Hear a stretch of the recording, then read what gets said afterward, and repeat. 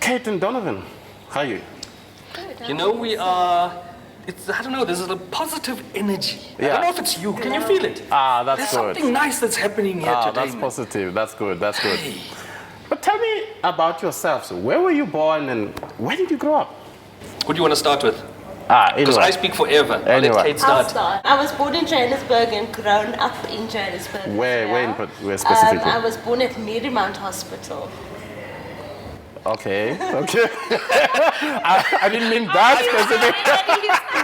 I thought Okay, you were where's gonna come home? with the facts. Where's home? So Jason always jokes that, I might have been Yeah. one of the babies because they stole a lot of babies Yeah. from Marymount Oh. in that period of time. Anyway, born in Johannesburg, in the south of Johannesburg. We grew up in Eldorado Park. Oh, okay. The Eldos. Before the times, yeah. Yeah. And Next then to Cape Town.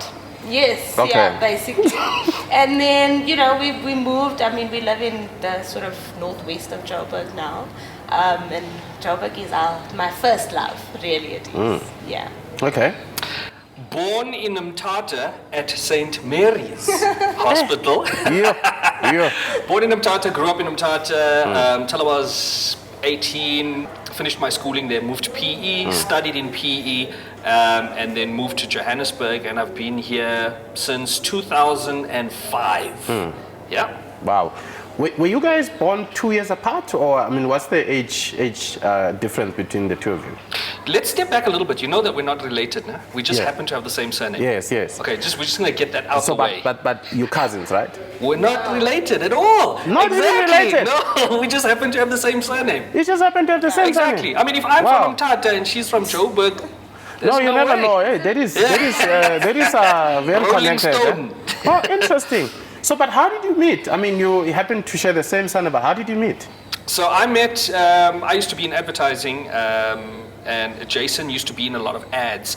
And I would often bump into Jason, so I recognized him from the industry. So we had sort of common friends here and there, but we Yeah. never really, this is hey, and then we went our separate ways. But we officially met on stage when we, in my first year of doing comedy, Jason and Nicholas Goliath, who couldn't be with us today, started comedy at the same time. And I met Jason on stage and we clicked.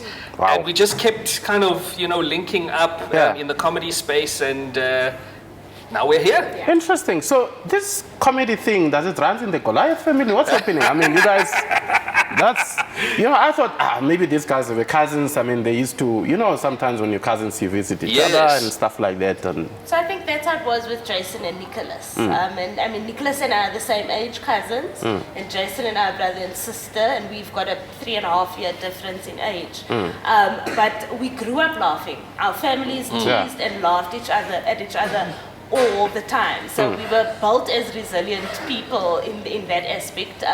And literally, Nicholas was the one that said to Jason, "Come, we're taking these funny jokes to the stage." Wow. And booked the session, and that's where it started, really. Yeah. Because of all the jokes. At what age did you discover that you've got talent in comedy? I've always been somebody who enjoys expressing myself, I guess, storytelling in whatever medium. I used to be in a rap group. I used to be in a lot of school plays. I think I've always enjoyed being the funny guy, in the group, always looking for a punchline, always doing impersonations. My sister and I would, when my parents would have friends or family members over and my sister and I were in the room playing, we were kids, we would listen to them speaking and then impersonate them, those conversations. So it's always been there, but never ever thought of turning it into something, especially where we came from and how we grew up. You never think that this could be a viable industry for you to go into. The first stand-up comedy show I watched was in 2009, 2010. Okay. And that's when I went, oh wow, this could be something interesting to explore. Coming from a background of advertising where I was sitting and coming up with ideas, but giving them to other people to perform. But I never once thought that, hey man, I could try this or I could do it, Wow. And that's probably one of the best things that could have happened to me was going to watch this show and having this moment of, wow, and I own this and be in control of my ideas and, share them with people and have people relate to my crazy thoughts, so. And then Kate, at what age? I've been funny all my life. Wow. I often joke with the guys that if I got on stage, they wouldn't have careers. I've always been a communicator and a talker and an action, an action person and a doer. So I think, I realized that I needed to do something different with my life quite early on. And I worked, throughout high school. I mean, my mother gave me options for what I wanted to study, and I wanted to do journalism, and she was like, please don't do it. Just don't do it. Do communications, it's fine. And I ended up doing communications, and now I'm here. But, I think it's something, especially in the creative industry that we're in, it's something that you have from a very young age. And I remember even with Jason and myself, we were always in stage performances at school, the church, concerts, always on. Jason was always on the stage. He played tennis, and where there was a microphone, Jason would take that microphone and use it, to his best of his ability. Also, like Donovan, always wanting the attention on him. And so that's why I would always be the loudest in the class. And always have the last word to say as well. Nicholas, the same. Not on such a big scale as Jason and Donovan, I don't think. But it's always been there. Have you ever been beaten or threatened for making a joke about someone? Kate? No. Or even somebody throw a bottle or something. Look, I've gotten into altercations, and I still get into trouble sometimes with my mouth and making jokes in the wrong places. And I've had to learn, to be more of an adult in that scenario. I can't remember. I think, the guy's Nicholas, definitely. Because Nicholas is also the wittiest and the quickest. So Nicholas can't hold back his remarks. And, that's also the thing. Our brains are always on, ready to make, to connect the funny dots.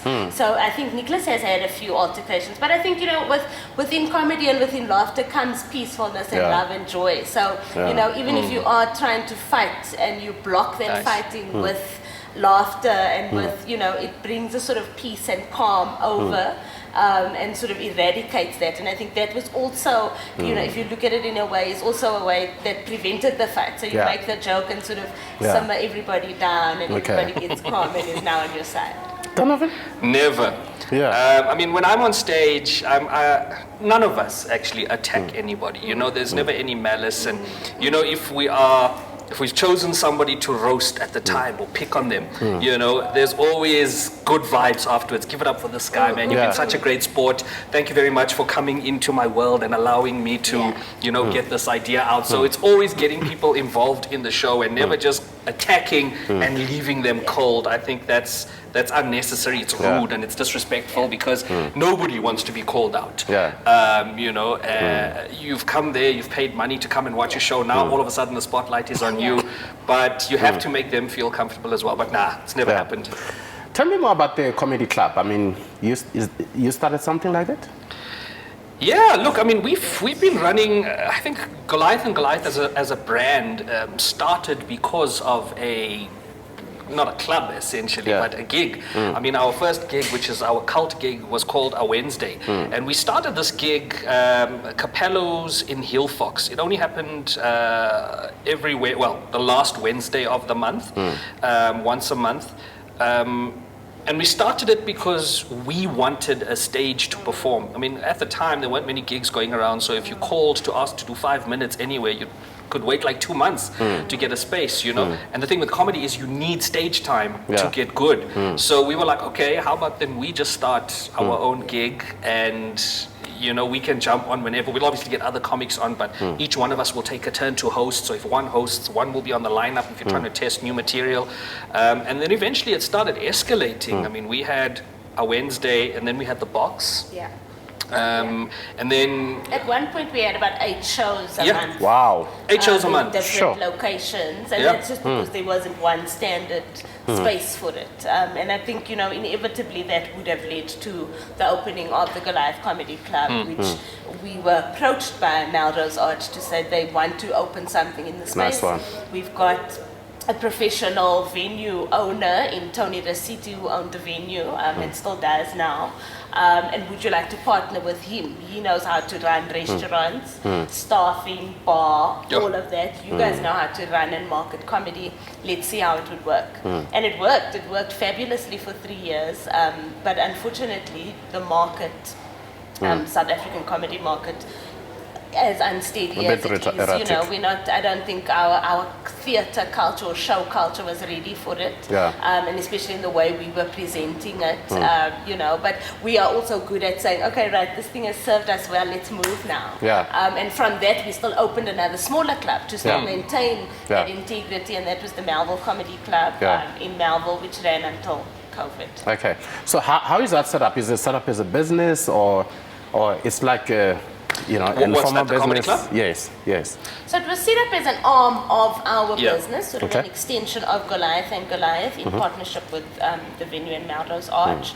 And from there, just when we opened the smaller club, because that was our own Goliath and Goliath's own club, that was then fell into part of our business. So we hired staff, we had a venue manager, we had art designers, door girls. I had started hiring people into the office to start helping, you know, with not only the club stuff, but also building our talent agency as well on the side.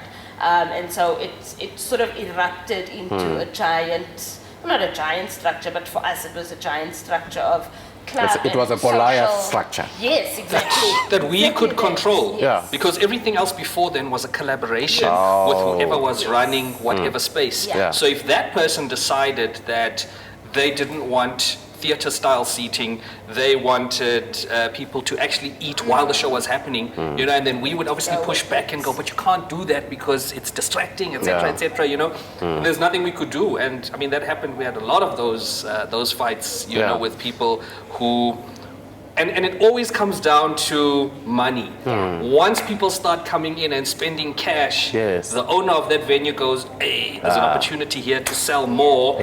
I'm going to switch this up. Now that we've got the comedy thing out of the way and you guys have landed it, and we go, yeah, but you can't break the structure now because you're going to impact the show and impact the energy that we've created, you know. So we were fortunate that we actually got a space where we could control and dictate how this thing went. And I think just create a nice balance, you know, between people sitting down, having a drink, enjoying themselves, and being able to watch a show comfortably. How important is it to run a comedy as a business, as opposed to just doing just a solo run and everything just happens in your own personal bank account? I think if you're not going to run it as a business, then it must be a hobby. And you mustn't want it to be your career. I think whatever you set your minds your mind at to be your career, you need to invest in it from a business point of view, and you need to put it into a business light. So most of what we do within our jobs every day is very business orientated, and we also, I work a lot with educating other comics to start doing the same thing. And I think, you know, it's basic knowledge of how to create an entity for yourself, how to book yourself, how to, you know, you can even pretend that you're a manager or a secretary, you know, so that you're not speaking. And it's, you know, it's essential because that's how businesses operate. And, you know, a lot of that training we don't get in school, we don't even get in varsity, especially, I mean, nobody studies to be a comedian, you know, so there's none of that mentorship. There's mentorship for being on the stage, but there's no mentorship for how do I balance my books at the end of the month, how do I make sure my rent is paid. So can I just take a step back just on that point? No. That was an excellent point. But to take a step back and to make whoever's listening to this understand, it's a very difficult industry to sell to people. You know, because if somebody sees you up on stage telling jokes and making people laugh, and then they go, hey, you'd be great, can you come to, you know, my staff function, whatever it is, and perform, and you go, cool, this is my rate. People's eyes open up and they go, what are you talking about? You know, why would you charge me this much to come and tell jokes? But then you go, nobody sees, most people see the end result. You never see that process of sitting down and coming up with these ideas and testing them and dying on stage over and over and over again till you've got that tight 5 minutes, 10, 15, whatever it is.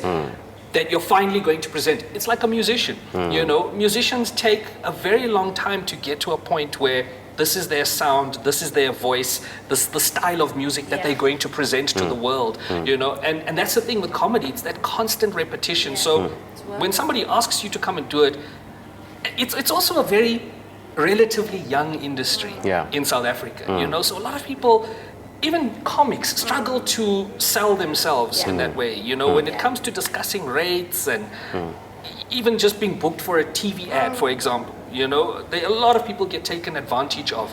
So it's a really difficult one because, like Kate mentioned the word earlier on, a lot of people see it as just a fun hobby. No, but a lot of it's a people business. don't take it seriously, but it is a business, you know.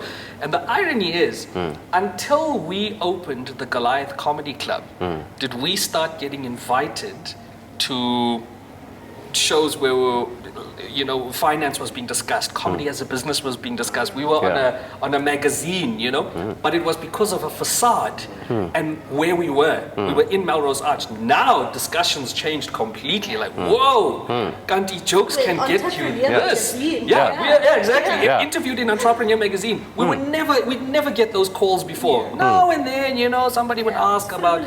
It was just like, okay, let's just throw. But that really changed everything for us, you know. We didn't make much money from it, if any. I mean, the overheads were astronomical, but what it did for us from a brand point of view and changing perceptions, best thing that could have happened to us. Yeah. So if you were to articulate the advantages of treating comedy as a business, I mean, how would you put that across? For somebody else who says, no, I think I've got talent, whether it be comedy or it could be anything else for that matter, where you just have this passion and talent for something. I mean, for you to see this as a business, what are the advantages of running it like a business? I mean, I think even if we go back from the advantages, firstly, you just need to have patience. Yeah. You know, and consistency within yourself. And from those two things, you will then be able to work with your time, and that's what the advantage is because, I mean, the guys have a lot of free time as well, which is then used to create and bring, you know, value to corporate clients, and that's where most of our business is built on the corporate side of things. So if you then have that, then you understand that you can do the corporate stuff, which is sometimes a bit of soul selling, sometimes, you know, you're curbing yourself, you're not using your full expression, but you use that to be able to enable you to get on the road and go and perform in Cape Town, in PE, in Durban, in Nelspruit, wherever you want to go around the country, around the world. You use that base to fuel the passion and to keep it going. So as much as you need to keep your creative spirit in tune, you still need to have that bit of business, and that's the advantage that it's going to give you. It's going to allow you to be even more creative and push your passion even more. That's a very good answer. And you couldn't have explained that better, you know. And, you know, for me, like as a performer, what this has done, I mean, so Jason and I, when we started, you know, we'd get booked to do things, and we were trying to kind of manage ourselves as well, you know.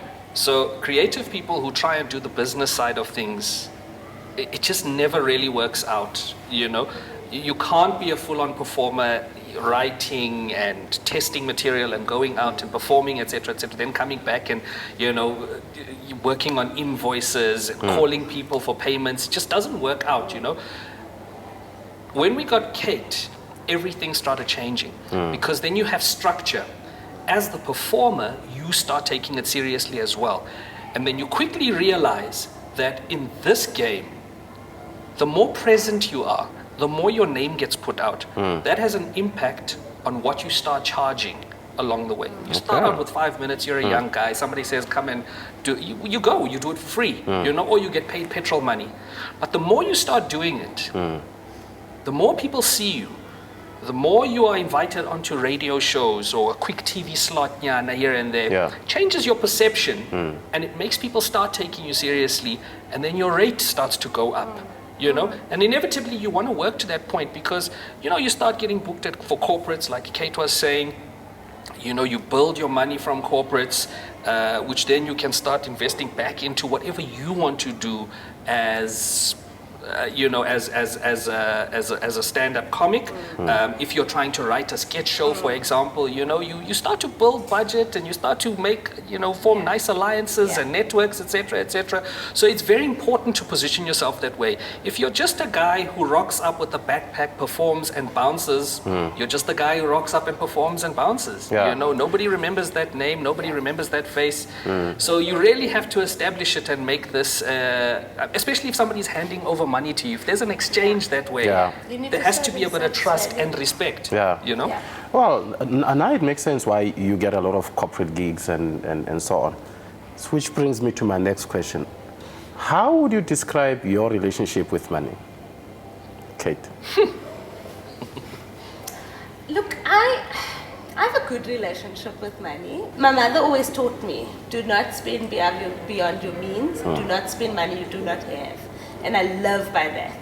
I don't have accounts at all. Okay. I have a joint forwards account with my husband for essentials and for credit scores. I have a very small credit card. I have all my policies and that sort of thing. But I'm also not like, I try my best not to stress about money at the end of the month. I try to know that I've worked so my money is going to come and I'll be okay. And that if not, I've gotten by with less before. So I'll be able to go by with less again. But I also know that money is not the ruler. I'm not chasing the money. Money is essential, but it's not something that I chase. Okay.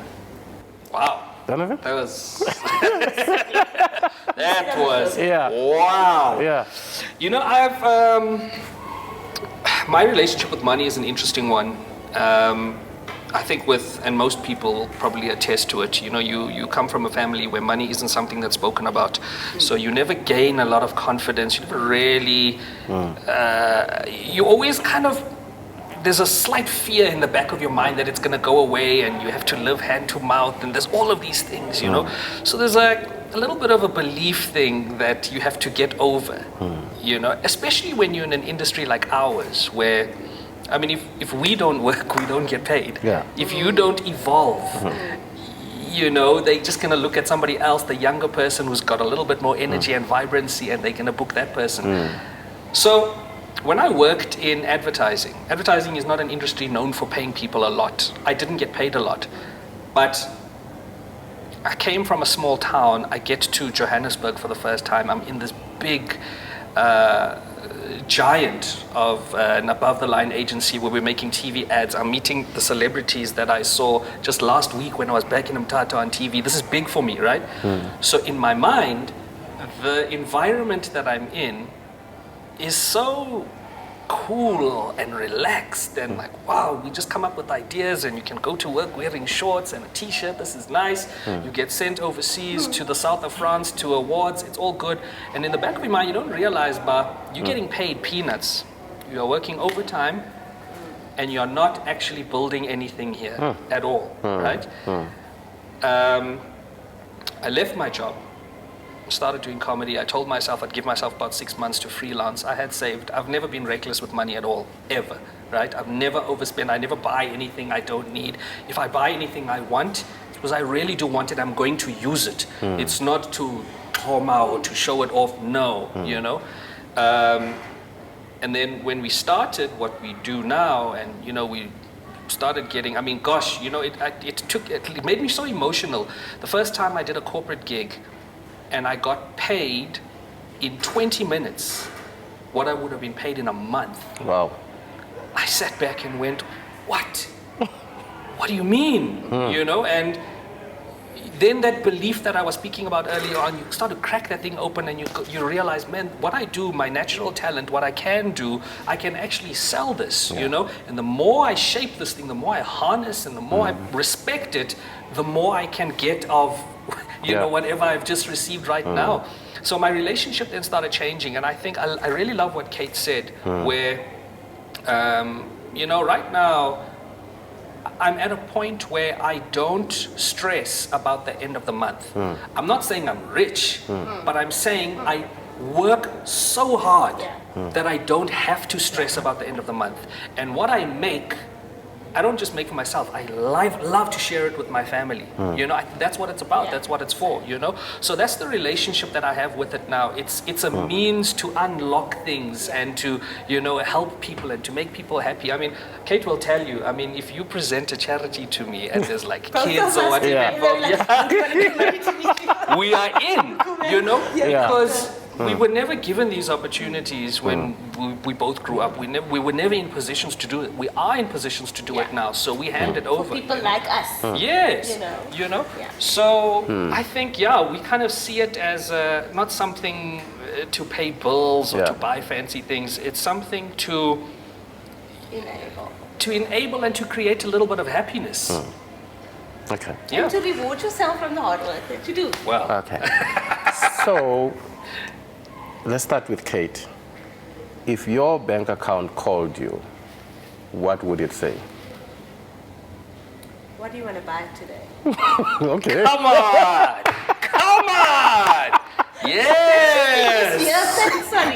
You know, 3 years ago might have been a different story. 3 years ago, it would have said, hey, you know, what's happening, you know?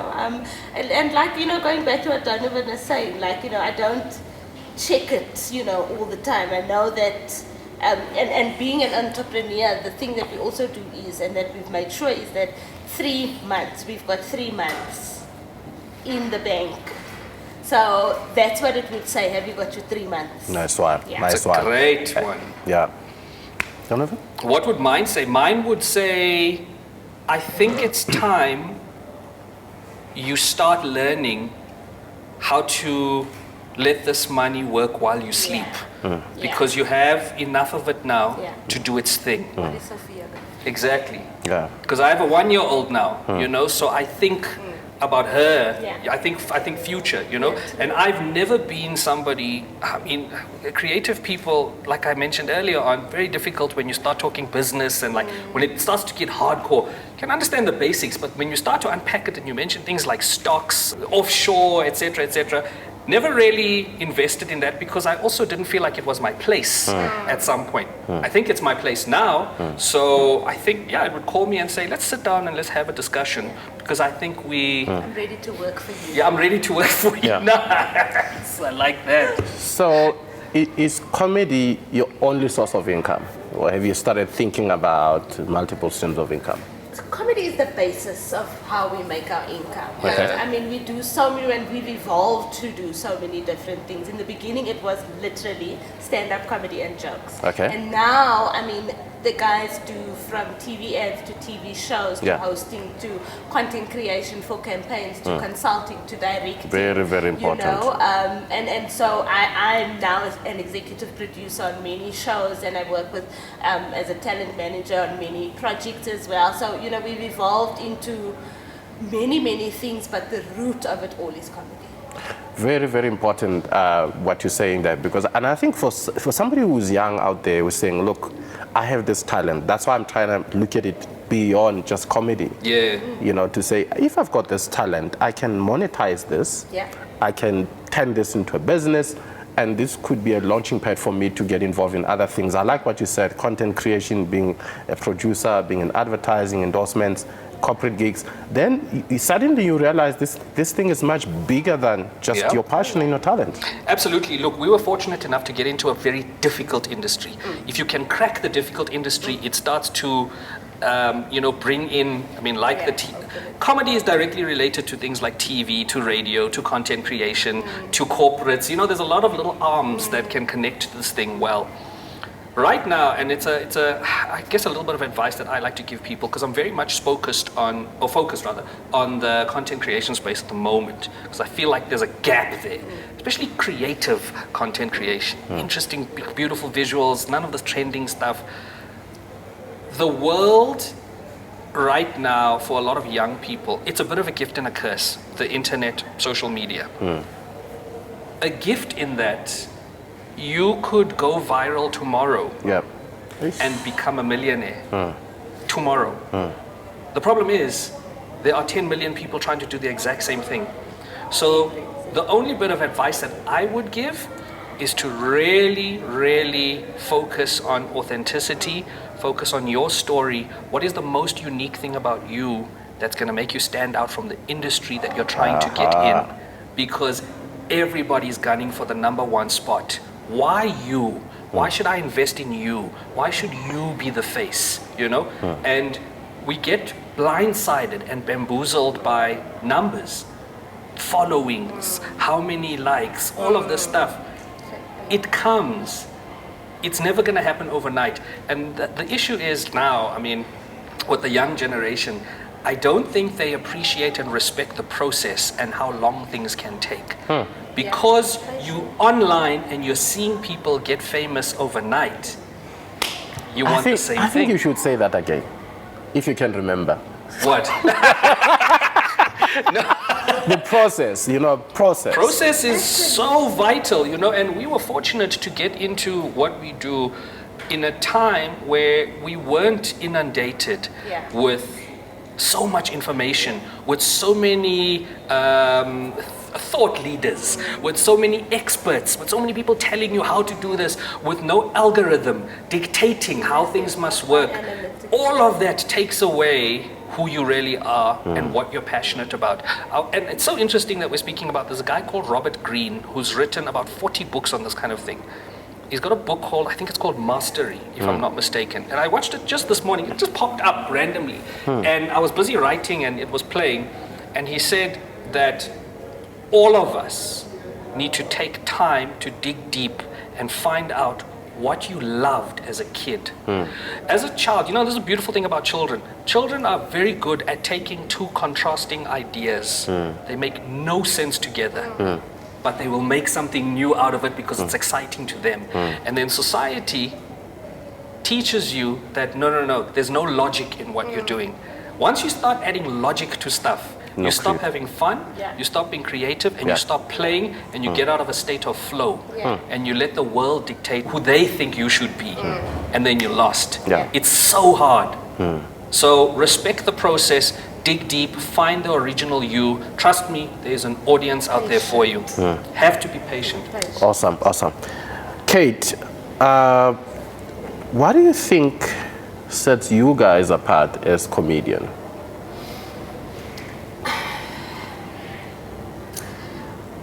Work. It's, we always say, I would always go with the second most talented but the hardest working. Because that person is going to give me value. And I think, besides anything else, yes, we have grown ourselves to be able to make a considerable or a nice amount of money, and we have a stability now and that sort of thing, but we still work like it's day one. We still give like it's day one, and like everything can be taken away like this. And like we are still trying to not impress, but we are still trying to prove our worth and our value and show the value that we can bring. And we never lose that. Every single job we do, every time I answer the phone, every time I send a WhatsApp message, or every time I respond to an email, it's like day one. And I think, we work very hard on maintaining that and keeping that value. So when the guys go to corporate gigs, they make sure that they're not there as celebrities. They're there to work. They are part of the staff count. So what can I do to make this event win for everybody? It's not just about us winning, it's about everybody winning. And I think that has set us apart from everybody else. We also put people forward, and we put people in front of ourselves a lot of the time. Our other USP, I think, has to be the way we established ourselves. Because when we started Goliath and Goliath, we had no business. And we were actually told by other comedians, you have no business doing what you're doing. We designed a logo, Goliath and Goliath, official logo, right? We put it on t-shirts as part of a guerrilla marketing campaign that we would use, because in our minds we were like, we do comedy, we perform in dark spaces. It was a yellow logo on black. If somebody takes a picture, we're going to hijack that picture. And we give it to all the staff wherever we're performing, so that if there's a waiter in the back serving drinks, you're going to see that Goliath and Goliath there, right? So formalizing that was already a different thing, because there are not a lot of comics who do that. It's happening a lot now. You see guys creating solid brands and merch and all of these things. Nobody was doing it at the time. There were 4 of us. The fact that we weren't related, our surname, Goliath, there's all these layers that made it interesting, right? And I think we caught on very early that from a media point of view and getting ourselves out there, we can package this and harness it as much as possible, you know? From a performance point of view, the way Kate would sell us to corporates is, I know that Mang Mang charges that much. I can give you 2 or 3 of these guys. So what you're paying for one person, I can give you 2 MCs and 1 comic, 3 comics or 3 MCs. That's value. If you're a corporate and you go, oh, I can get 3 of them. Full show. Exactly, because it was unheard of. Because it's a one-man sport. When you're up on that stage, you're on your own. But we come in, we go, no, man, we can operate, we can do this thing together. Now you get a full-on experience. Buy 1, get 3 free. Yeah. Pretty much. Exactly, you know. So we were selling value because we needed to get in quickly if we were going to make this thing work. And I think, we had given ourselves a full year of just that hard grind, but still maintaining the integrity, wearing the logo everywhere. Every interview we did, telling that same story over and over and over and over again. And in terms of corporates, the one thing we've always said is, if you book any one of us once, it's going to be, we want to make it so difficult when you're sitting and thinking about your next event, going, who else are we going to get? You must go, you see those guys. And it's not about the jokes, and it's not about what we did. We always told ourselves, our job is to make the life of the eventing person easier. When you're running an event, especially a corporate event, you know, you're worried about where is the CEO gonna sit? Is the food gonna come on time? Where is that person? Where is the lighting? The last thing you must worry about is us on stage. If we can take that pressure away from you, you're gonna book us again the next time. And that's what we try and sell. Value, every single time. Okay. So, what has been your biggest money lesson? I think to respect it, you know, and to treat it with as much respect as you treat everything else, but also to not take it too seriously and not to make it the bane of everything that you work towards. So, you know what I mean? We work for passion, I just feel my philosophy is that I can't work every day just to look at my bank account every month and then say, okay, I've got to pay all these bills and create bills for myself. But, you know, we work so that we can have comfortable lives, and that's my relationship with money, is that if I can have enough money just to be comfortable, just to not want anything, then money and I will be just fine. That's financial freedom. Yes. Gosh, man, it's so difficult. I'm gonna echo that sentiment, you know, because right now where I'm at, it's really exactly that. It's so difficult to say this, you know, because there are a lot of people out there who are really, really trying and struggling every single day. But if you are in a position, I must frame it this way rather, if you are in a position, you know, where you're starting to make money and, you know, do your thing, I think it's really just to unlearn a lot of what you know, right? And when I say unlearn, I mean, this could be taken in many different, different ways, but it's breaking that fear, and it's breaking what your parents instilled in you, and figuring out things have changed. How do I harness it now? How do I take it and, you know, really just respect it a bit more and make it work for me? And it really took me so long to force myself to start learning even just terminology. I'll never forget my first job when I walked in and the HR person says, hey, we're gonna do this fund and blah, blah, blah. And I just said yes, because I was too scared to ask. So for me, I think one of the biggest lessons is that I've learned is I just started researching and asking and not being afraid when I don't know, because it's bitten me a couple of times where I've supposedly invested in things only because I thought I needed to, you know, because it's what I learned, and lost so much because of it, you know? Yeah. Okay.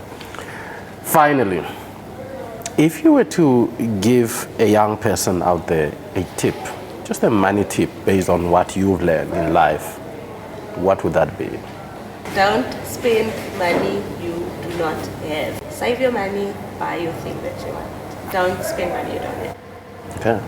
once again, I'm going to take it from if you're a young content creator out there, or want to be, if you're fortunate enough to have a cell phone, and fortunate enough to have access to the internet, and you have a good idea, you have no reason not to make money. Okay. The world is literally open and your oyster at the moment. It's all on you. It's the best time, to be able to tell your story and to share what you know. There's enough money out there. There's enough money in the world, even for you. Awesome. Yeah. Awesome. No, got it. Thank you very much, guys. I'm sure a lot of people have learned, and I'm sure as people are listening, they're thinking, okay, in other words, you're saying, don't live a wild life on a low budget.